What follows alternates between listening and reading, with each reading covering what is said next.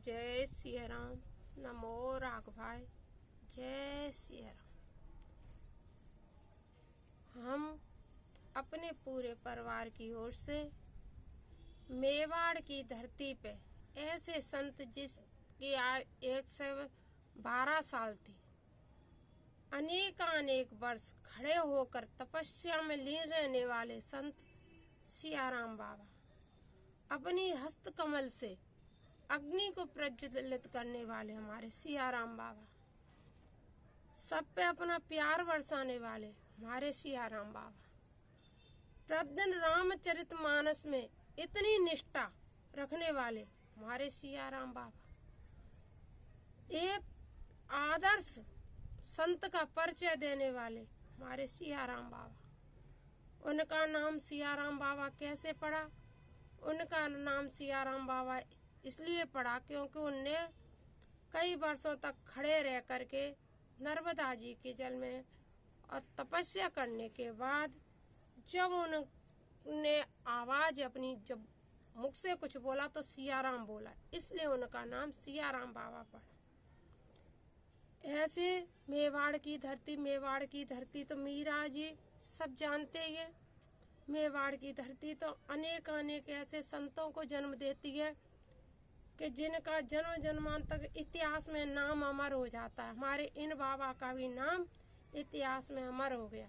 ऐसे संत सियाराम बाबा को हम अपने पूरे परिवार की ओर से, अपने सभी जितने भी YouTube फैमिली का भी परिवार है उसकी भी ओर से हम सियाराम बाबा को कोटि कोटि प्रणाम करते हुए भावपूर्ण श्रद्धांजलि देते हैं।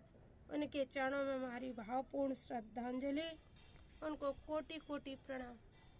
उनके जाने की कमी तो हमारी कभी पूरी हो नहीं सकती है, लेकिन फिर भी हमें हर्ष इसलिए हो रहा है कि आया सो जाएगा राजा रंक फकीर। चाहे फकीर हो या राजा हो या कोई भी हो, रंक हो गरीब हो, सबको जाना है। जाना तो है।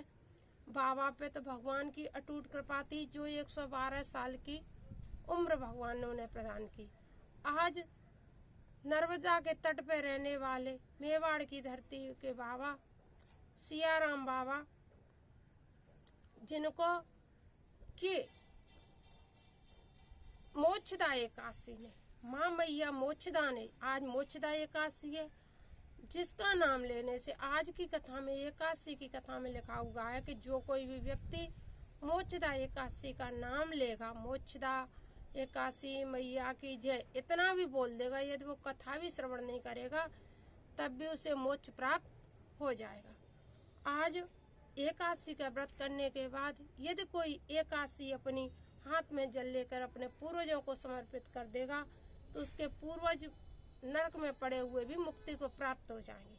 आज की एकादशी का इतना महत्व है, तो सियाराम बाबा तो स्वयं एकादशी मैया की गोद में बैठ के गए। इसलिए इस हर्ष की होता है कि देखो, यदि यह मिला, किसी को एकादशी मिल गई और किसी को मान लो उन्हें तो ब्रह्म मुहूर्त का टाइम भी मिला, एकादशी मिले, ब्रह्म मुहूर्त मिले और सीताराम सीताराम करते हुए जाएं, जीवन ही उनका तो सियाराम ही नाम था, इसलिए वो तो सीताराम ही थे।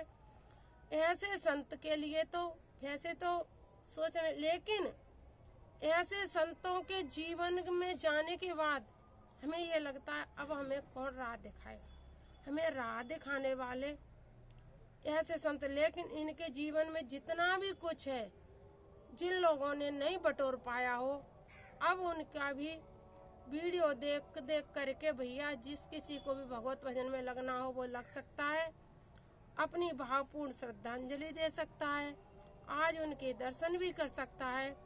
जो लोग भी सियाराम बाबा को तहे दिल से मानते हो कि हमारे संत ऐसे कोई है नहीं धरती, वैसे ऐसा कोई हो नहीं सकता है जो सियाराम बाबा की तपस्या को प्रणाम न करे, ऐसा कोई इस धरती पर हो नहीं सकता है।